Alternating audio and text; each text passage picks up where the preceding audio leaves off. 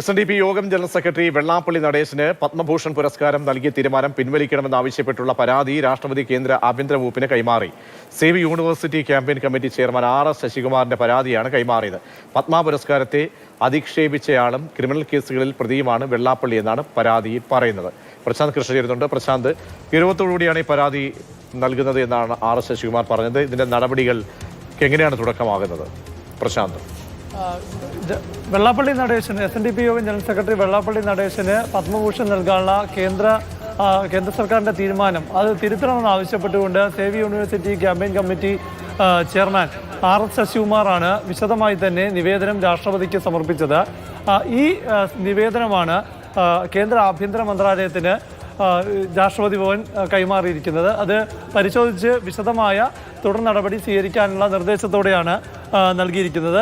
അതായത് നടപടികൾ കൈക്കൊള്ളാനുള്ള നിർദ്ദേശം നൽകിക്കൊണ്ടുള്ള കത്തിൻ്റെ പകർപ്പ് RS ശശികുമാറിന് കൈമാറിയിട്ടുമുണ്ട്.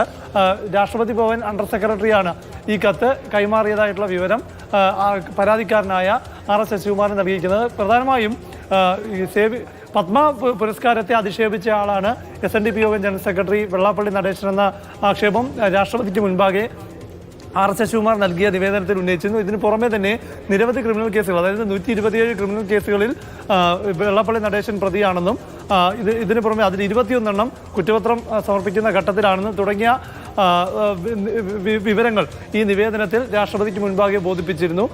ഈ നിവേദനത്തിൽ പറയുന്ന പരാതികളാണ് ആഭ്യന്തര മന്ത്രാലയത്തിന് കൈമാറിയിട്ടുള്ളത്.